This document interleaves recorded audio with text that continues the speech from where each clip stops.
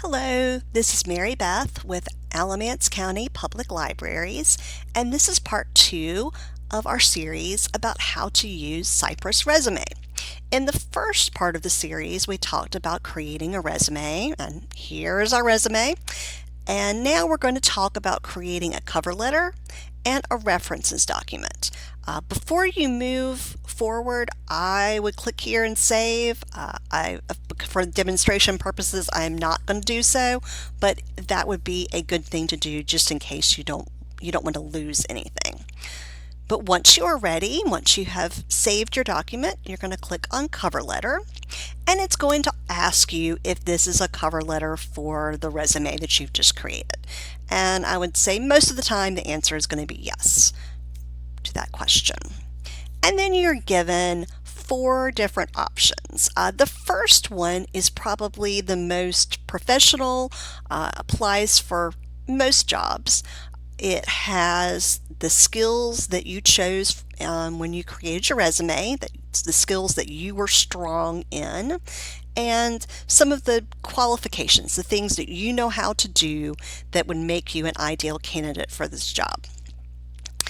That is cover letter 1. Cover letter 2 is very short. If you're applying for a job where you know that you just need to get your resume in front of the hiring manager, this would probably be acceptable. Cover letter 3, same situation, very brief and to the point. And the fourth one is sort of in the middle. It has what your strong skills are, and then, I've attached my resume and I believe I'm an ideal candidate. I look forward to discussing this with you. For this demonstration, I'm going to use the most wordy one because I think it's probably the most appropriate for the job that I would be applying for as a customer services manager. So I would click use. You might want to edit this, especially if you know who the hiring manager is. And this applies no matter what the job is. If you know who specifically is going to receive this letter, it is best to use that person's name, or if you know that it is going to human resources, or it's going to customer service, you can put that information here, and it just makes the letter a little more personal and makes you look like you've done your research, which is always a good thing. All right, so once we've decided to use the letter, we're going to click use, click next section, and that creates your cover letter. Quick and easy. And so you can view the cover letter and see that it has the header, has all the information, and then you can download it as a Word document or as a PDF. Once you've completed your cover letter, you may also want to do a references document.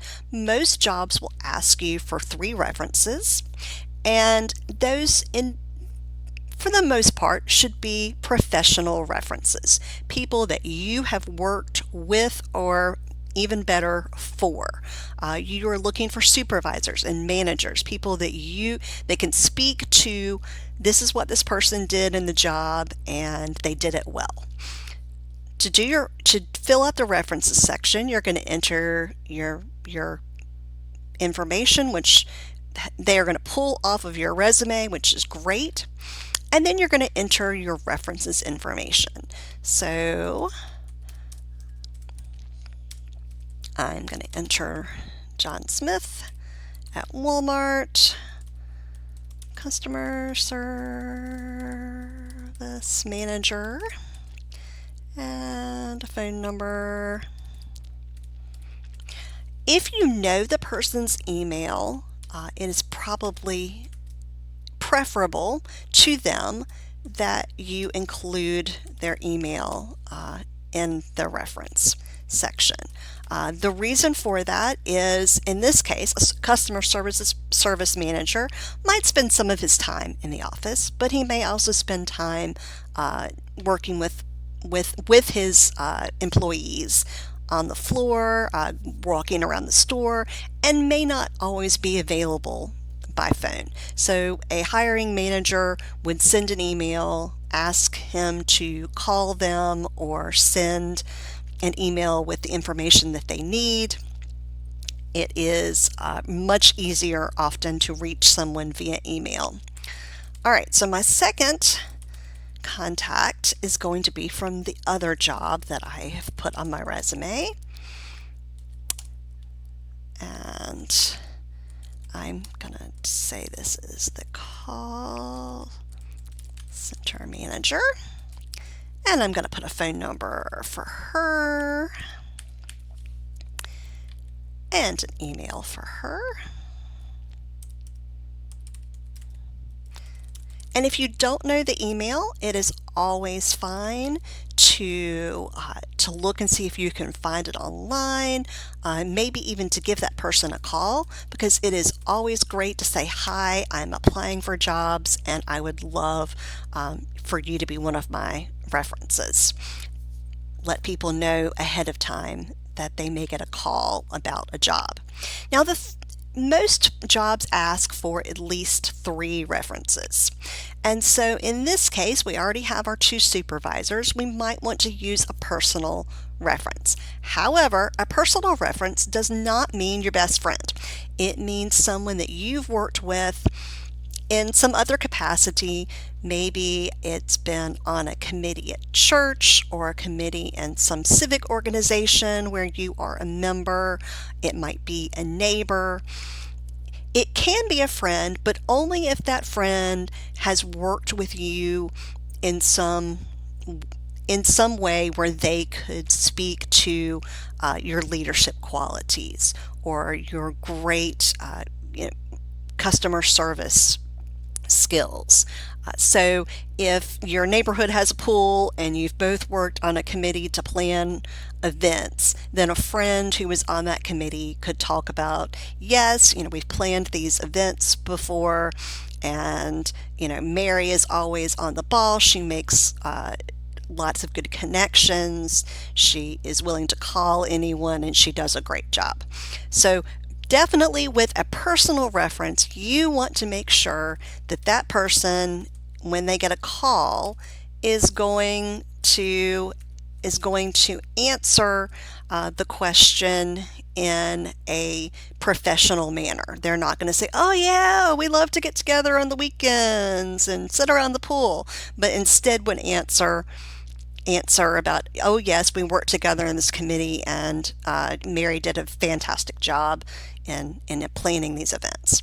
So in this instance, I might put the organization as, let's say, Willow Park Pool. And I wouldn't necessarily put a title because, maybe volunteer. And then we're going to give this person a nice phone number and a nice email. And then we might say personal, and you may put, worked together on a committee. That helps the hiring manager to know what to ask about when they call this person. All right, so now that we've entered all of our references, we have a document, references. So let's look at that. And here you have the same header and all of your references with their contact information. And again, you can save this document as a Word document or a PDF. Well, there are your 3 documents that you need to apply for any job. I hope that this tutorial has helped you know how to use Cypress Resume. As always, if you have any questions, you are welcome to come into the library or give us a call and we will help you. Thank you. Have a nice day.